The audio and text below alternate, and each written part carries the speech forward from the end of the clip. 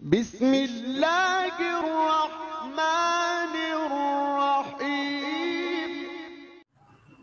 إذا سنأخذ اللون الثاني من ألوان التفسير وهو تفسير الفلاسفة أو التفسير الفلسفي. طيب، من خلال دراستنا لهذا النوع ولهذا اللون ya min at-tafsir sanakhud ba'd al-masail. Terkait dengan tafsir falasifah ini ada beberapa hal yang akan kita ambil. Sebagian saya ambil dari referensi yang lain, tapi tentu dominannya adalah kita akan mengambil dari bacaan-bacaan terhadap kitab At-Tafsir wal Mufassirun karya Syekh Muhammad Hussein Al-Dhahabi ya. Adapun nanti contoh-contoh tafsirnya dan juga siapa saja yang menjadi pionirnya nanti akan kita baca langsung dalam kitab At-Tafsir wal Mufassirun. Sekarang kita akan bahas dulu beberapa muqaddimat terkait dengan apa yang dimaksud dengan tafsirul falasifah ya. Pertama adalah ta'rifuhu. Ma ta'rif hadza al-lawn min at-tafsir? Apa yang dimaksud dengan tafsir falsafi? Ini definisi ini tidak kita temukan di dalam kitab At-Tafsir wal Mufassirun ya, tapi saya dapatkan dalam beberapa beberapa tulisan atau beberapa makalah ya, bisa dicari di internet, dan ini juga definisinya cukup bagus, cukup lengkap, yaitu bahwa tafsir al-falasifah adalah bayan ma taqumu alaihi al-zahira al-qur'aniyah min mafahim falsafiyah. Nah, jadi maksud dari tafsir falsafi itu adalah penjelasan ya terhadap ayat-ayat Al-Qur'an yang bersifat zahir, artinya teks-teks Al-Qur'an yang bersifat zahir, dengan menggunakan pendekatan-pendekatan teori-teori pemahaman-pemahaman filsafat ya. Kalbahti 'anil wujudi wal mahiyah. Ya, seperti misalnya pembahasan tentang masalah hakikat wujud, hakikat tentang wujudnya sesuatu, wal mahiyah atau tentang sesuatu itu tentang pertanyaan tentang mahiyah. Ya, sesuatu itu sebenarnya apa hakikatnya gitu. Ya, jadi pertanyaan yang bersifat apa istilahnya itu bersifat fundamen ketika kita ingin memahami suatu konsep. Ya. Nah, ini namanya disebut dengan filsafat. Jadi filsafat itu kan cara berpikir terhadap sesuatu yang bersifat mendasar, itu disebut dengan filsafat. Ya. Yang bersifat kalau dalam istilah ilmu filsafat itu dengan teori yang tiganya, ada istilah epistemologi, ada istilah ontologi, ada istilah aksiologi. Nah, itu artinya memahami sesuatu berdasarkan epistemnya atau makna dasarnya apa.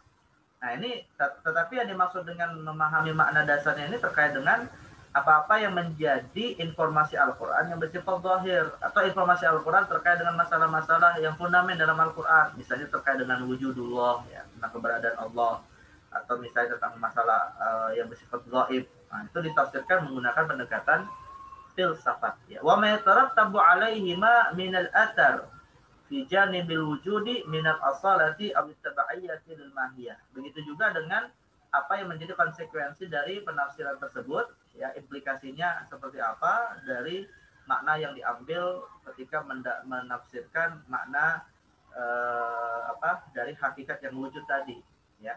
Minal asolah dari makna aslinya, atau tabaiyah lil mahiyah, atau makna-makna yang menjadi lawazim, yang menjadi tabaiyah, yang menjadi pengikut dari makna mahiyah tadi. Wa kadza ma yatarattab 'ala al mahiyah min al asalah aw tabaiyatiha lil wujud. Atau begitu juga apa yang menjadi makna yang mengikuti makna wujud. Jadi wujud itu melahirkan mahiyah, dan mahiyah melahirkan makna-makna tabaiyah. Jadi intinya adalah tafsir filsafat ini ingin mencari tahu makna yang mendasar dari suatu konsep. Nah, ini kalau kita bicara Al-Quran ya, maka konsep-konsep dalam Al-Quran tentang Tuhan, konsep dalam Al-Quran tentang alam, konsep tentang manusia. Nah, ini ingin dicari secara pemahaman filsafat, artinya makna mendasarnya itu seperti apa. Tapi yang jadi persoalan adalah rupanya metode-metode di dalam proses pencarian ini tadi, ya itu persoalannya banyak dipengaruhi oleh paham-paham filsafat non-Islam. Nah, ini yang menjadi persoalan ketika masuk sebagai satu metode tersendiri dalam tafsir filsafat. Walaupun buat kalian, kita kalau bicara filsafat sebenarnya ya, filsafat itu dia sebagai ilmu yang pada dasarnya bebas nilai ya, tidak memiliki hukum apapun, karena dia pada dasarnya adalah metode berpikir. dia pada dasarnya adalah alat seperti kita belajar ilmu-ilmu alat lainnya seperti ilmu mantik, yaitu sebagai alat untuk berargumentasi. Nah, kalau filsafat ini adalah alat untuk kita berpikir secara fundament, secara mendasar, meyakini dan memahami suatu hal yang ada di sekitar kita gitu. Ya, kalau maka disebut dengan cara berpikir secara filsafat itu begitu. Gitu. Ya kalau misalnya ini dimaknai filsafat nggak ada masalah ya, karena memang kita dianjurkan untuk berpikir tentang alam, kita dianjurkan untuk berpikir tentang penciptaan Allah. Nah itu kalau itu disebut filsafat ya nggak ada masalah. Gitu. Tapi yang jadi masalah adalah ketika filsafat ini dipengaruhi oleh paham-paham yang non-Islam, yang dipengaruhi oleh paham-paham misalnya paham-paham materialis, ya melihat sesuatu itu semuanya dengan pandangan materi. Akhirnya Tuhan pun dimaterikan, ya hal-hal yang gaib dimaterikan. Yang kalau kita baca dalam tafsir Sufi Nadhari, yang kalau kita kaji dalam tafsir Sufi yang berdasarkan filsafat, ya Sufi ada kaitannya dengan filsafat, itu kan disebut tafsir Nadhari. Nah, itu malah mendasarkan tafsir Sufi Nadharinya kepada paham-paham filsafat, contohnya adalah qiyasul ghaib ala syahid, mematerikan hal-hal yang bersifat gaib. Nah, itu kan menjadi satu metode tafsir yang ditentang oleh banyak ulama tafsir. Karena yang namanya gaib itu cukup imani saja, tidak bisa kita mematerikan. Apalagi kalau yang dimaterikan adalah Allah Subhanahu wa taala. Nah, jadi inilah beberapa konsep yang menjadi masalah dalam tafsir filsafat. Ya, bukan filsafat dalam arti berpikir secara radikal, berpikir secara mendasar. Karena itu adalah anjuran Islam untuk kita afala tatafakkarun, afala ta'qilun dan seterusnya. Jadi sekali lagi tafsir filsafat ini pada dasarnya sih masih bebas nilai kalau itu dimaknai sebagai cara berpikir yang lebih mendasar. Tapi yang menjadi persoalan kalau dipengaruhi oleh paham-paham di luar Islam. Dan inilah yang sebenarnya menjadi titik kritikan para ulama. Karena kalau kita baca tafsir wa mufassirun, ya Syekh Az-Zahabi ini memulai pembahasan tafsir filsafat itu dengan teori-teori filsafat Yunani yang masuk dalam peradaban sejarah Islam. Berarti beliau sebenarnya memfokuskan dalam kajian tafsir filsafat yang itu dipengaruhi oleh paham-paham filsafat Yunani atau filsafat di luar Islam, bukan hanya Yunani ya, filsafat agama di luar Islam juga. Ya. Baik, nah ini secara umum definisi dari tafsir falsafi. Nah, Syekh Az-Zahabi kemudian memberikan beberapa pertanyaan ya di dalam kitabnya itu terkait dengan tafsir filsafat. Yang pertama adalah kaifa wujidat as-silah bainat tafsir wal falsafah. Ya. Bagaimana kok antara tafsir Al-Qur'an itu bisa ketemu dengan filsafat?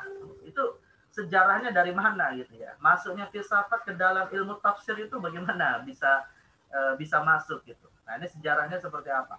Nah, Syekh Az-Zahabi menyimpulkan, beliau menjelaskan sebenarnya ya, menjelaskan beberapa poin, tapi saya simpulkan dari penjelasan beliau ada dua ada dua thariqah, ya, ada dua jalan yang menjadi sebab masuknya filsafat dalam ilmu tafsir.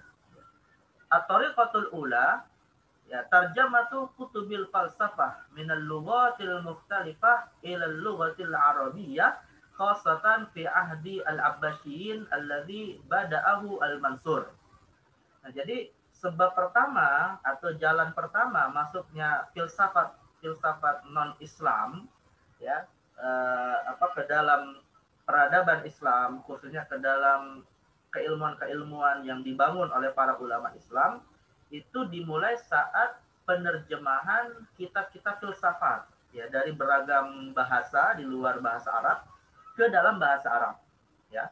Jadi penerjemahan kitab ini yang kemudian kitab-kitab filsafat ini yang kemudian menjadi pintu utama ya masuknya filsafat, kajian filsafat ke dalam kajian ilmu Islam, khususnya dalam ilmu tafsir ya, bukan hanya ilmu tafsir, dalam beragam ilmu, masuk dalam ilmu kalam, masuk dalam ilmu usul fikih, masuk dalam ilmu mantik, masuk dalam ilmu hukum, ilmu fikih, masuk ya, semua ada pengaruhnya. Tetapi secara khusus dalam ilmu tafsir karena Al-Qur'an adalah fondasi utama dalam ajaran agama Islam. Nah, ini juga berdasarkan penerjemahan. Nah, ini terjadi khususnya pada masa Khilafah Abbasiyyin.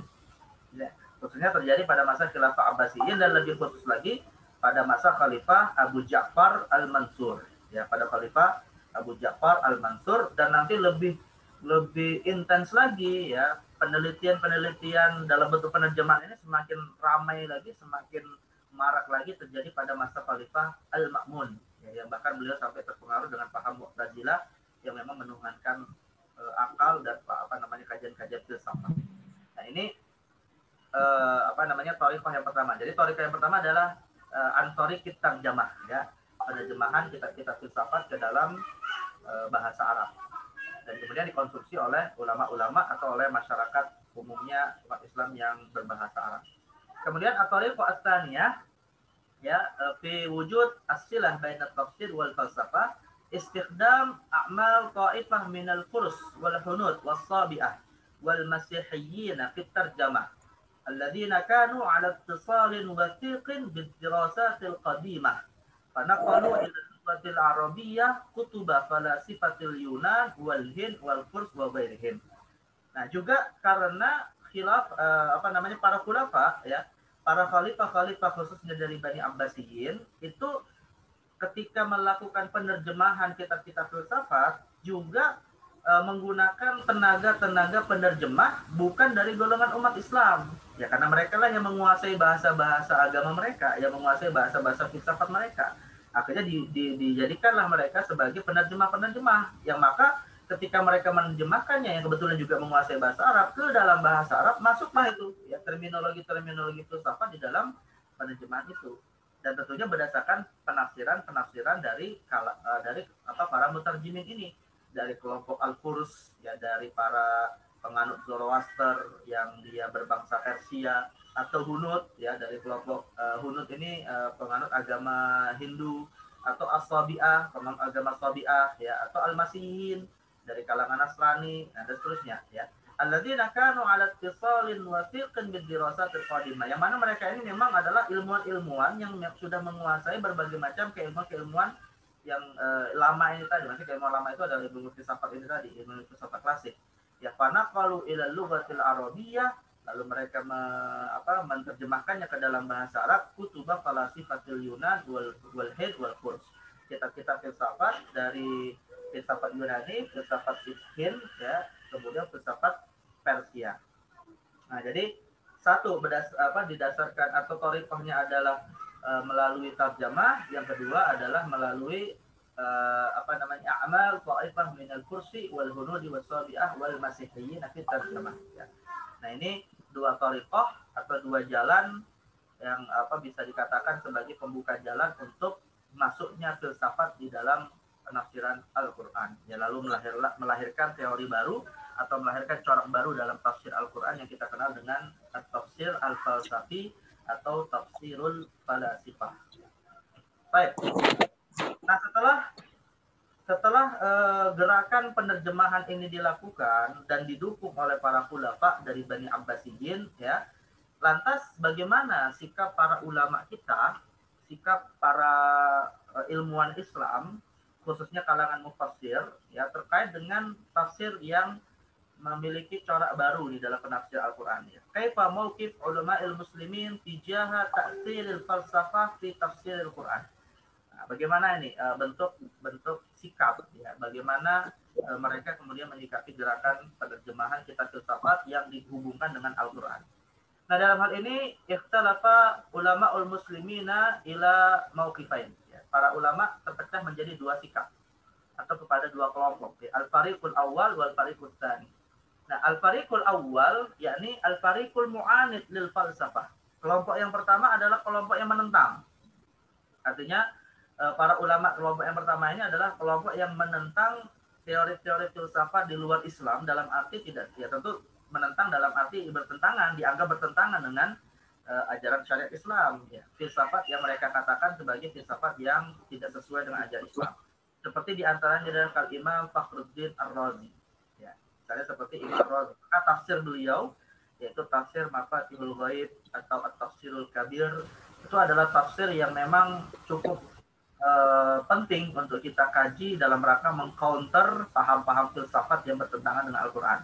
Nah, jadi di antara kelompok ulama yang menentang adalah Al-Imam Fakhruddin Ar-Razi fi tafsirihi lil Quran. Termasuk juga adalah Imam Abu Hamid Al-Ghazali, ya. Para filosof-filosof muslim yang menentang teori-teori filsafat non-Islam, ya, atau teori-teori filsafat yang datang dari di luar Islam. Hanya saja Al-Fariqul Mu'an ini, kelompok yang menentang filsafat ini, ketika dia dikaitkan dengan tafsir Al-Quran, punya dua metode yang berbeda, ya. Jadi mereka ini disatukan dengan sikap menentang. Hanya saja dari cara menentangnya ini kemudian mereka berbeda dengan dua metode. Nah, metode yang pertama, ya, penentangan yang pertama atau metode penentangan yang pertama tariqatur raddi 'alaiha, ya. Tariqatur raddi 'alaiha. Jadi metodenya itu malah metode yang memang reaktif dalam arti betul-betul menolak gitu ya. Jadi tidak menganggap tidak ada filsafat yang sesuai dengan Islam lagi.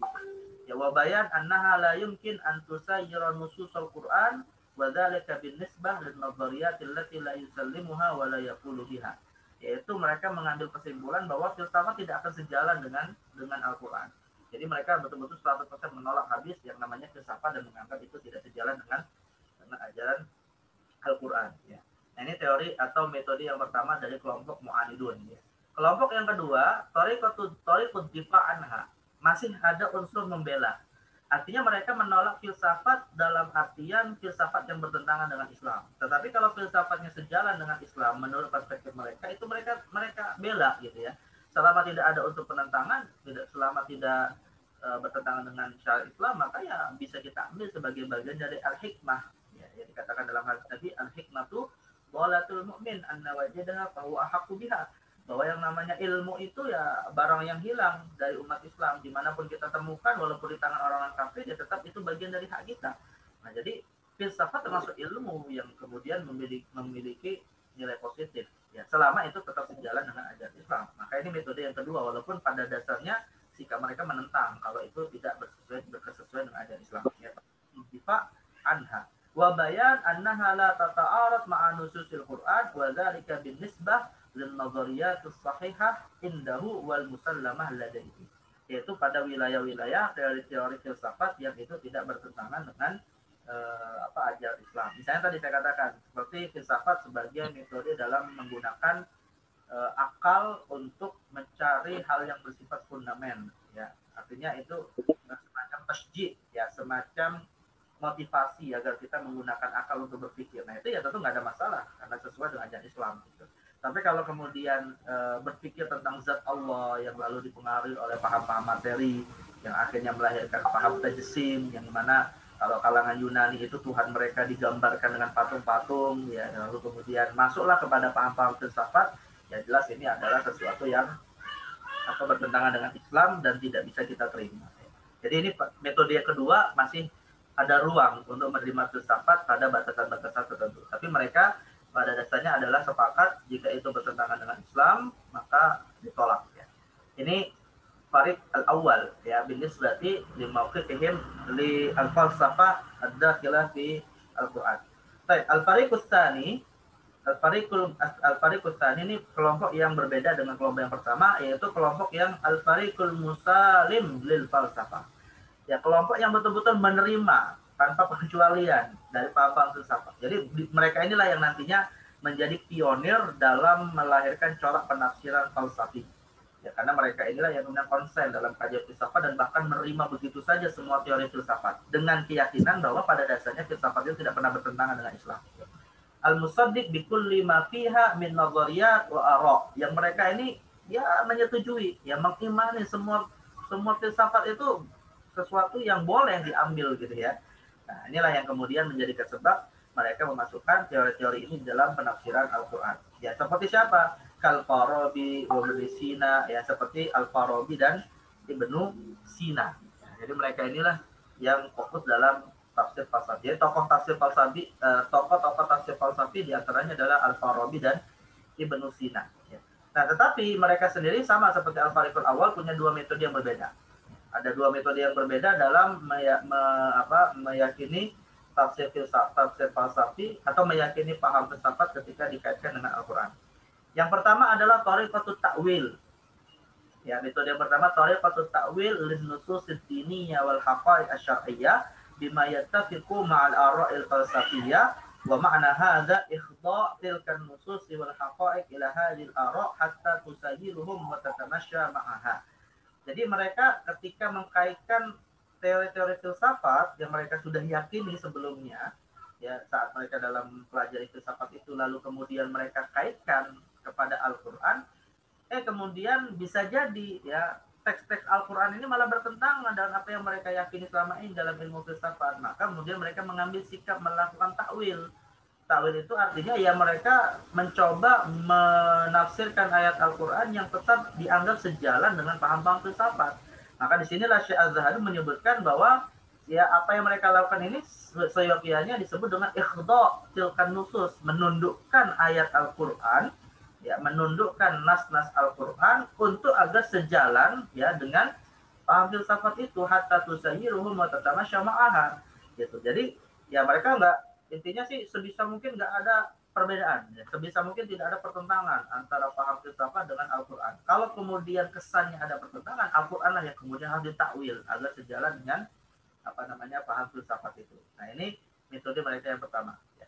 Dan metode yang kedua, syarhun nusus ad-diniyah wal haqaq asy-syar'iyyah bil ara'i bil ara' wan nazariyatil falsafiyah. Nah, metode yang kedua bukan takwil, tapi malah Al-Qur'an itu ya ditafsirkan ayat-ayatnya menggunakan paham-paham filsafat. Ya, sebenarnya mirip juga dengan takwil. Hanya saja mereka menganggap nggak ada pertentangan gitu ya. Kalau yang pertama masih menganggap ada pertentangan, tapi mereka kemudian mentakwil ayat agar sejalan dengan filsafat. Nah, kalau yang kedua ini malah Al-Quran itulah yang harus ditafsirkan dengan teori filsafat. Ya, jadi teori filsafat akhirnya menjadi metode tafsir terhadap ayat Al-Quran. Ya, khususnya dalam masalah al-haqa'iq syar'iyyah wa diniyah. Wa makna hadza ya wa makna. Nah, ini menurut Syekh Az-Zahabi itu lebih dan lebih lancang lagi daripada metode yang pertama. Karena beliau menyebut dengan kata togo ya, wa ma'na hadza an tatgha al-falsafatu 'ala ad-din wa tatahakkam fi nususihi. Nah, jadi kalau metode yang kedua ini malah seakan-akan filsafat itulah yang kebenaran mutlak, sedangkan Al-Qur'an itu sesuatu yang diuji. Ya, kalau misalnya Al-Qur'an itu sesuai dengan filsafat, berarti dia benar. Tapi kalau Al-Qur'an itu bertentangan dengan filsafat, maka filsafat yang diambil kebenarannya. Nah, maka di sini mereka menjadikan filsafat sebagai hakim, sedangkan ayat Al-Quran sebagai mahkum alaihi ya, sebagai pihak yang diuji kebenarannya. Ya, wa hadhihi tariqah akhtar minal ula. Maka kata Syekh Az-Zahabi, metode yang kedua ini syarhun nusus itu dinilai lebih berbahaya dalam proses penafsiran Al-Quran daripada metode yang pertama. Wa akhtar syarran minha 'ala din. Bahkan memiliki implikasi keburukan yang lebih jelek daripada metode yang pertama. Nah, jadi ini kesimpulan dari Syekh Az-Zahabi terkait dengan dua mazhab para ulama dalam menafsirkan Al-Quran dengan teori filsafat. Baik, nah sebelum kita masuk ya akhwat sekalian, sebelum kita masuk membaca bagaimana sih bentuk tafsir filsafat itu, ya nanti kita akan baca kitab At-Tafsir wal Mufassirun. Saya langsung simpulkan dulu dari bacaan kita terhadap, atau nanti kita bisa lihat dalam kitab At-Tafsir wal Mufassirun bagaimana mauqif Syekh Az-Zahabi. Tadi kan Syekh Az-Zahabi menyebutkan ada dua mazhab ya. Nah, beliau kecenderungannya kepada apa? Ya, mauqif Syekh Az-Zahabi ya fi tafsiril falasifah. Ini sikap subjektif ya, sikap pribadinya Syekh Az-Zahabi terhadap tafsir filsafat itu seperti apa. Dan sebenarnya sih sederhananya beliau punya kecenderungan kepada pendapat yang pertama, yaitu al-fariqul mu'anid, yaitu kelompok yang menentang filsafat. Bahkan lebih tepatnya lagi adalah beliau termasuk kelompok yang al-fariqul awal dengan metode yang pertama atau tariqatul ula, yang menganggap intinya filsafat itu tidaklah sesuai ya, dengan ajaran Islam gitu. Jadi beliau dalam hal ini menolak paham filsafat masuk sebagai tafsir ya. Nah, bagaimana kesimpulannya? Ini ada beberapa poin yang saya simpulkannya. Yang pertama adalah beliau menganggap tafsir filsafat itu adalah tariqatul batiniyah fi ta'wil al-ayatil Qur'aniyah. Jadi beliau menganggap tafsir falsafi itu pada dasarnya bagian dari metode kelompok batiniyah di dalam menafsirkan ayat Al-Qur'an. Dan sebenarnya sih metode batiniyah ini nanti akan detail kita bahas dalam tafsir aqadi ya. Tapi beliau menegaskan tafsir batini seperti yang sudah kita bahas dalam tafsir sufi, yaitu mereka ini adalah orang-orang yang menafsirkan Al-Quran dengan menolak makna zahirnya, ya, tetapi kemudian memastikan makna batinnya sesuai dengan kehendak mereka. Nah, ini lebih akhtar, lebih merusak daripada tafsir Syiah Imamiyah yang masih menerima makna zahir, tapi kemudian makna batinnya sejalan dengan batinnya, ya. Tetapi kalau batinnya betul-betul menolak makna zahir, ya, kemudian masih menerima menolak makna zahir dan kemudian menafsirkan secara batin tapi sejalan dengan paham yang mereka sudah yakini. Artinya tadi seperti metode kedua dalam Fariqut Tsani, bahwa Al-Quran lah yang harus diuji dengan teori tafsir itu, ya, atau ditakwil lah paling tidak. Nah ini metode atau sikap ya, metode sikap Syekh Az-Zahabi terhadap tafsir falsafi. Jadi beliau menyamakan tafsir falsafi itu sebagai tafsir dengan metode al-batiniyah. Ya, tafsir dengan metode al-batiniyah yang beliau celah sebenarnya. Yang kedua, ya, dakwah annal haqa'iq al-Qur'aniyah rumuzun wa isyarat li haqa'iq ukhra la ya'rifu haqiqataha illa al-khawasi amsaluhum. Nah, beliau mengatakan bahwa klaim ya para penganut tafsir falsafi bahwa yang sebenarnya Al-Qur'an itu adalah semacam gambaran rumus wa isyarat. Al-Quran itu teksnya hanyalah semacam seperti tanda-tanda atau seperti isyarat-isyarat untuk menunjukkan kepada makna yang diinginkan di belakang itu. Tapi yang jadi persoalan bahwa para penganut tafsir falsafi ini menganggap yang mengetahui mana hakikatnya hanyalah mereka saja, karena mereka menganggap mereka ini adalah orang-orang yang khawas, ya, orang-orang yang memiliki kekhususan gitu. Jadi tidak ada yang mengetahuinya kecuali mereka. Nah ini kata Syekh Az-Zahabi termasuk bagian dari dakwah. Dakwah itu artinya hanya klaim sepihak, ya, hanya klaim yang tidak ada dasarnya. Jadi Syekh Az-Zahabi mengatakan ya itu hanya kedustaan saja lah istilahnya begitu ya. Karena tidak punya dasar kepada metode tafsir yang benar. Makanya Syekh Az-Zahabi termasuk seorang alim yang menulis kitab At-Tafsirul Fasirun mewanti-wanti jangan sampai ayat Al-Qur'an itu ditafsirkan lepas dari teksnya, ya. Karena kalau lepas dari teks, maka lahirlah paham-paham batinnya yang menyimpang. Ini diantaranya adalah tafsir falsafi. Jadi klaim bahwa mereka lah yang hanya mengetahui makna hakikatnya ini adalah klaim yang tidak berdasar menurut kesimpulan Syekh Az-Zahabi. Dan yang terakhir adalah annahum. Wah, ini lebih keras lagi ya kritikannya. Annahum pada dasarnya para penganut tafsir falsafi ini disebut oleh Syekh Az-Zahabi sebagai huddam limaqasidil Quran. Ya, huddam itu artinya perontok. Hudam itu artinya penghancur, ya, bahwa mereka ini dengan tafsirnya itu sebenarnya adalah akan berakibat kepada runtuhnya maqasidul Quran. Apa yang menjadi tujuan dari Al-Quran itu diturunkan kepada diturunkan kepada Nabi Muhammad dan disampaikan oleh ahli waris para nabi. Nah, jadi beliau menyimpulkan lah intinya kesimpulan akhirnya tafsir falsafi ini tafsir yang menyimpang gitu ya, tafsir yang kemudian dianggap tidak sesuai dengan metode tafsir yang diterima. Baik, adapun ulama-ulama yang masih menerima tafsir falsafi dari kelompok yang menolak dengan mengambil sisi positif, ya sebenarnya Syekh Az-Zahabi juga tidak menolaknya, tetapi beliau tidak memasukkannya sebagai tafsir filsafat, ya, tapi beliau memasukkannya sebagai tafsir bil-ra'yi al-jaiz, ya. Makanya seperti Imam Ar-Razi, kemudian tafsir-tafsir ra'yi yang masih mengkaji filsafat secara ilmiah, ya, tapi kemudian juga memilah-milah mana yang masih bisa diterima, mana masih bisa mana yang masih bisa diterima dan mana yang ditolak. Itu Syekh Az-Zahabi memasukkannya sebagai bagian dari jenis-jenis tafsir dengan jenis tafsir bil ra'yi yang dikategorikan ar-ra'yul jaiz, ya, seperti tafsir Ar-Razi dan yang semisalnya. Baik, ini beberapa muqaddimat, ya, beberapa kesimpulan yang bisa kita ambil dari kajian Syekh Az-Zahabi terhadap tafsir. Kita akan membaca tafsir Al-Farabi, ya, tafsir Ibnu Sina, dan nanti ada tafsir Ikhwanus Sofa yang menjadi contoh dari tafsir-tafsir filsafat yang dinukil oleh Syekh Az-Zahabi dari kitabnya yang beliau tulis, yaitu At-Tafsirul Fasirun.